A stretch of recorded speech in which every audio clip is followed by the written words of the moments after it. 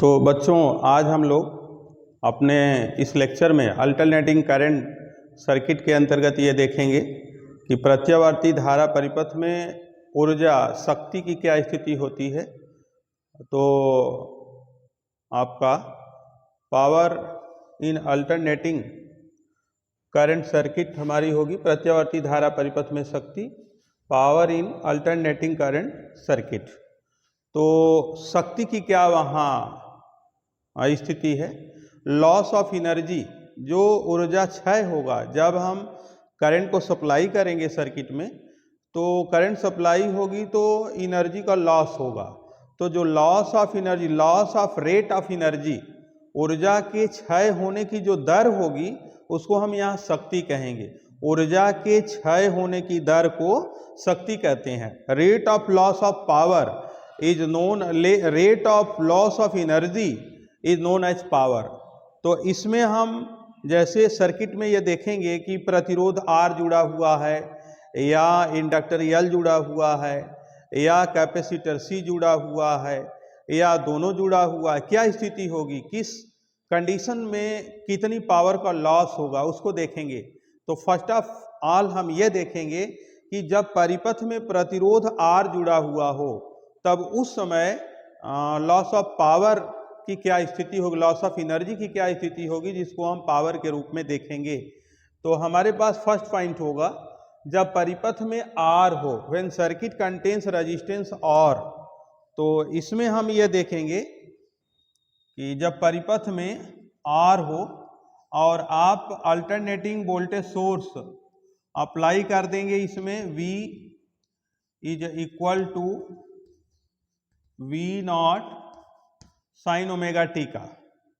तो इसमें देखें कि पावर की क्या स्थिति होगी। Power means loss of rate, energy के लॉस होने का जो रेट होगा, ऊर्जा के क्षय होने की जो दर होगी, उसको हम क्या कहेंगे, पावर कहेंगे। यहाँ हम सर्किट में हम उसकी शक्ति कहेंगे। तो हम ये देखते हैं कि जब हम रेजिस्टेंस के सिरों के बीच में, प्रतिरोध के सिरों के बीच में अल्टरनेटिंग वोल्टेज अप्लाई करते हैं तो वहाँ वोल्टेज और करंट में कोई फेज डिफरेंस नहीं होता। वहाँ वोल्टेज और करंट में कोई फेज डिफरेंस नहीं होता। कहने का मतलब कि वोल्टेज और धारा जो होगी उसमें कोई कलांतर नहीं होगा, एक ही कला में दोनों होंगे। जब वोल्टेज बढ़ेगा तो धारा बढ़ेगी, जब वोल्टेज घटेगा तो धारा घटेगी। तो इस स्थिति में हम ये देखेंगे कि जो अप्लाइड वोल्टेज हमारा है वो वोल्टेज होगा V is equal to V naught sine omega t. और वोल्टेज और करंट में कोई फेज डिफरेंस नहीं होता है। आपको ये मालूम है, जैसे ये करंट है और ये वोल्टेज है, फेजर डायग्राम में कला आरेख में कोई कलांतर नहीं होता। कब कलांतर नहीं होता, जब परिपथ में प्रतिरोध R जुड़ा हुआ होता है। तो जो धारा होगी, धारा के लिए जो एक्सप्रेशन होगा वो I is equal to I naught sine omega t. I is equal to I naught sine omega t. इसमें कोई फेज डिफरेंस नहीं है, दोनों सेम फेज में है। ओमेगा टी का दोनों का सेम फेज है। क्यों? क्योंकि सर्किट में ओनली रेजिस्टेंस R जुड़ा हुआ है। तो इसके आधार पर अब हम ये देखेंगे कि इसका पावर, शक्ति क्या होगी। हम ये जानते हैं कि जो सर्किट में पावर होती है वो वोल्टेज और करंट का मल्टीप्लिकेशन होता है। Power P equal to VI, जैसा कि आपने इलेक्ट्रोस्टैटिक में भी देखा होगा। तो जो पावर होगा, इस स्थिति में जो शक्ति होगी, परिपथ की जो शक्ति होगी वो power P is equal to V into I। Power P is equal to V into I। अब V की वैल्यू और I की वैल्यू आप ऊपर से सब्स्टिट्यूट करेंगे तो आपको मिल जाएगा power P is equal to, यहाँ से आपका V के स्थान पर होगा V naught sine omega t and I के स्थान पर होगा I naught sine omega t. तो इसके कॉन्सेप्ट में आप देखेंगे, ये वी नॉट और आई नॉट आप एक साथ कर देंगे तो P is equal to V naught I naught sine square omega t. आपको ये मिल जाएगा, ये P equal to V naught I naught sine square omega t. अब यहाँ पर ये देखना है कि साइन स्क्वायर ओमेगा टी का औसत मान जो होता है वह 1/2 के बराबर होता है। ये अल्टरनेटिंग करंट सर्किट में साइन स्क्वायर ओमेगा टी का जो औसत मान होता है वो average value of sine square omega T ये 1/2। तो ये ट्रिग्नोमेट्रिकल टर्म है, वहां से कैलकुलेट होता है। तो आप कहेंगे कि साइन स्क्वायर ओमेगा टी का औसत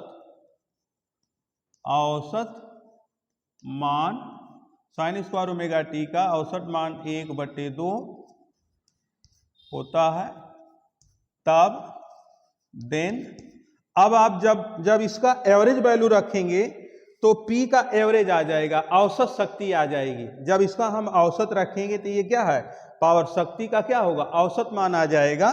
तो ये हो जाएगा P बार, औसत को हम क्या करते हैं, बार से नोट कर देते हैं।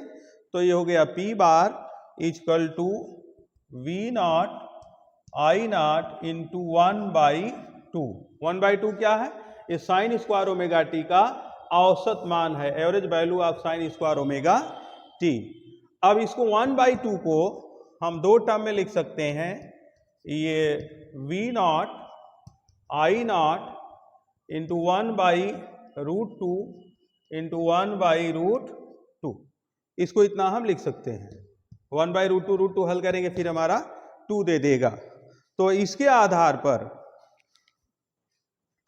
हम इसे आगे बढ़ाएंगे तो हमें ये मिल जाएगा P bar is equal to V naught upon √2 into I naught upon √2।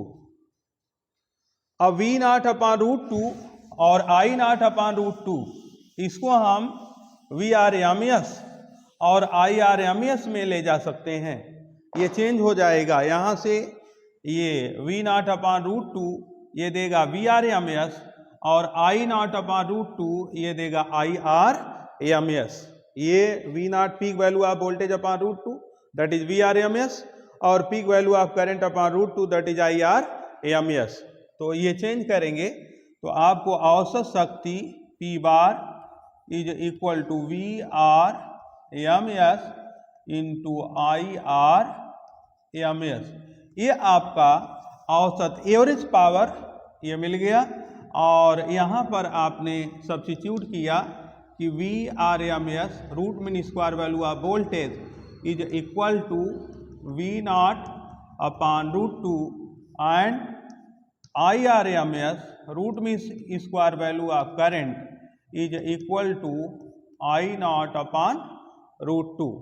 तो इसके स्थान पर आपने कितना सब्स्टिट्यूट कर दिया, VRMS, और आई नॉट अपान √2 के स्थान पर आपने कितना सब्स्टिट्यूट कर दिया, IRMS। तो आपको एवरेज पावर जो मिल गया वो मिल गया P average P bar equal to VRMS into IRMS। और ये किसके लिए मिला है, जब सर्किट में आपने ओनली रेजिस्टेंस R को जोड़ा है। ओनली रेजिस्टेंस R को जोड़ने पर आपको ये एवरेज पावर मिला हुआ है। तो जो rate of loss of energy है R में अल्टरनेटिंग वोल्टेज जब आपने अप्लाई किया तो जो पावर आपको मिला वो पावर आपको मिला P average P bar equal to VRMS into IRMS। इसका तात्पर्य ये हुआ कि जब हम प्योर रेजिस्टेंस जोड़ेंगे और उसमें अल्टरनेटिंग वोल्टेज सोर्स अप्लाई कर देंगे तो उस स्थिति में जो एवरेज पावर होगा वो एवरेज पावर हमारा वोल्टेज के रूट मीन स्क्वायर वैल्यू और करंट के रूट मीन स्क्वायर वैल्यू के मल्टीप्लिकेशन के बराबर होगा। That's all.